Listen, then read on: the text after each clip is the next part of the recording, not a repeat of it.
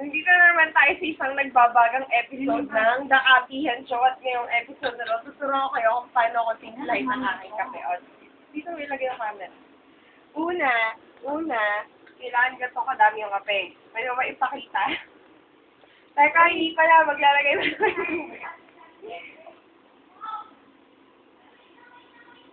ganito kadami yung kape. Ganito kadami yung kape pag nagkakape ako. Yan. Parang ganun dito si Mayo. Oo. Tapos, coffee mate. Hindi na naman yung mga alas pag nandito na sa awan. Mga alas yan. Mga dami. Focus sa yung creamy. Ganyan. Hindi, gumaya na sa iyo. Ang kape ko ay Hindi ka kaya, hindi ka kaya magkasakit na yan. Tapos, ganitong asukal. Kunti pa lang yung asukal.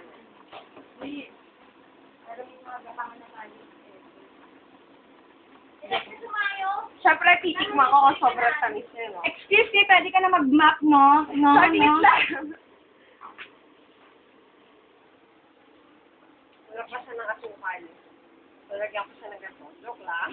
Ng ganito. Ayoko kasi ng mapait.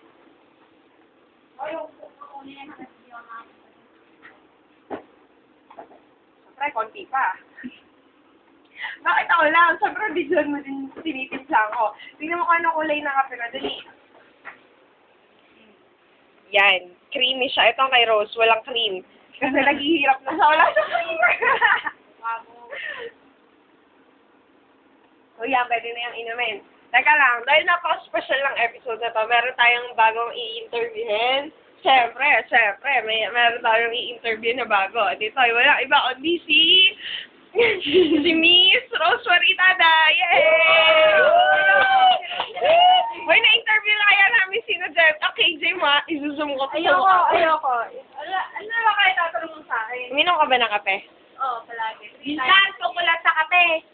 Ano? 3 times a day? Take mo pa kami? Uy, 3 times a year. Ano, gano'ng kadaming taka lang kape mo? 3 times a year. Ano lang, half, kutsara. Kahit hindi ka nagpupwet, uminom ka ng kape? Oo. Bakit? Routine mo na yun, routine. Oo. Tema na ng katawan ko yun. Pag hindi ako umiinom mo, para akong Ano, zombie? Baliktad! Para ako nakadrive pag walang Pag hindi ka caffeinated, Oo, pag hindi ako nagkakape. pares kami dalawa. I-describe mo ang kape mo. Hindi naman kagaya ng hindi naman kagaya ng paglalagay mo na parang wala ka ng buko ka. Ano, parang wala bukas, sobra ka naman. Uy, isang beses lang kaya. Ang grabe, sobrang dami mo magkape. Sabi nila, ako, hindi kaya. Okay lang yan, oh. Okay lang yan. Tamang lasa lang yan. Ano, paano ka nga magtingin? Yun, una muna asukal. Sunod. Tapos, unang asukal. Oo, sunod yung kape. Oh, Tapos, pagkalagay ko lang, haluin ko. Sapa ako maglalagay ng kape. Gano'n kadami ang kape mo? Wow! Half teaspoon. Hindi, tablespoon naman. Half tablespoon. Oo. Grabe. Anong brand ang iniinom mong kape? Ano pinakamasarap para sa'yo? Ha? Nescafe. Ang kape mo? Nasa, ang unti lang na kape niya, nilalagay kumpara sa ating dalawa. Oo nga, grabe. Sabihin mo kung anong brand ng kape mo. Channel mo kanya, nasan niya sa'yo? Nescafe to. Nescafe Classic. Wala, nasa lalagyan lang ng... Nakapag-try ka na ba ng ibang ng kape? Oo, parang may buhangin sa dila ko. Ano yun? Sabi ko kung nakapag-try ka na. Bakit? Bakit? Ano nangyayari sa'yo? Ano meron? Ano meron? Kita yung naglili!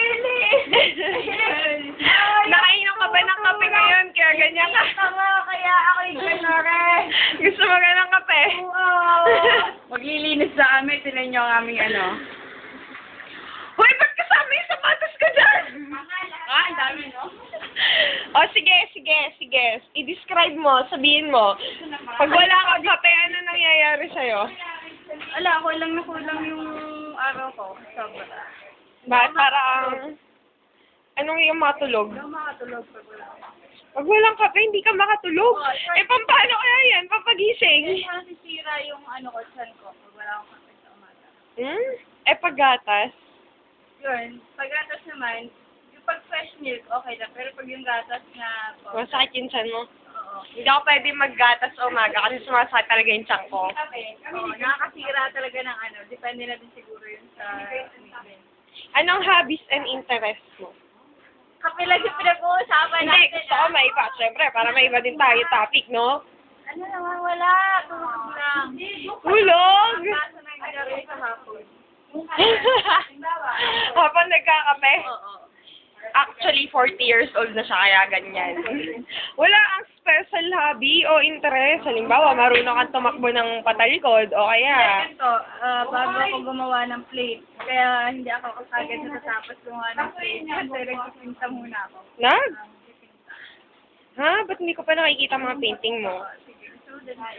Sige, dalhin mo isang araw. Malaki ang ginagawa ngayon kasi bibigay ko siya. Si Emiel. Si Emiel.